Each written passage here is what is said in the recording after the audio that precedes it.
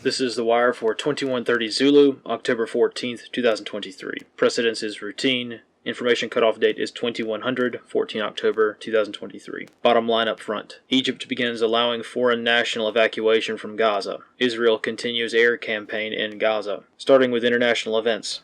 On the Middle Eastern front, Israel continues aerial bombing campaign of Gaza. Large-scale ground operation has not yet begun, and the United States has urged Israel to postpone the ground invasion as non-combatants largely have not yet been evacuated. Egypt begins allowing foreign nationals to exit Gaza via the Rafah border crossing. The United States continues deployment preparations for the evacuation of non-combatants in Gaza, though details are minimal at this stage. In Israel, the United States State Department begins the evacuation of non-essential U.S. personnel from diplomatic posts. Correction to previous wire. Carrier Strike Group 2 is not yet in the Mediterranean Sea, only having departed Norfolk this morning after a delay. This battle group will likely be observed transiting Gibraltar in approximately 10 days. Carrier Strike Group 12 remains on station, Eastern Med. On the European front, demonstrations continue in support of Palestine in many major European cities, despite many nations declaring public support for Palestine to be illegal under recently passed terrorism laws. Russian diplomat Nikolai Kobrinets found dead in Turkey following possible heart attack in his hotel room. No further information on this at this time. On the home front in the United States, Lake City Ammunition is to halt all commercial ammunition sales in response to overseas events, which will likely result in higher demand via military contracts. An explosion was reported at the Hornady plant in Grand Island, Nebraska, which killed one worker and injured several. Analyst comments for this wire. Information warfare continues to be a persistent threat, especially within the combat zone. Israeli officials continue to order a southern evacuation route from Gaza using the Beach Road and Salah ad-Din Road, while also conducting airstrikes on these roads. Consequently, Hamas militants use these strikes to push the narrative that the Israeli Defense Forces will strike any fleeing citizens and staying put is the better option.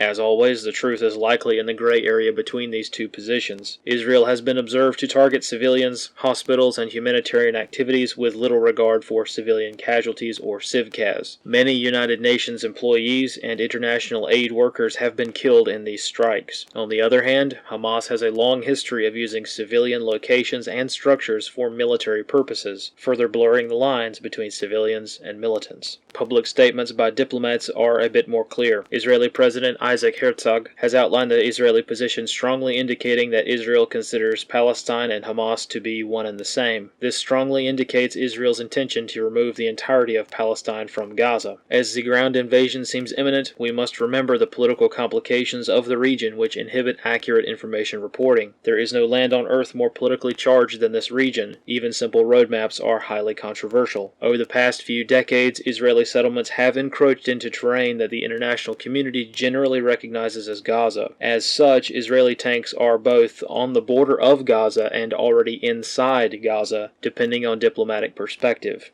This creates challenges as to where combat actions are taking place, as both sides usually refer to the same location with two different names. This concludes The Wire for 2130 Zulu, October 14th, 2023.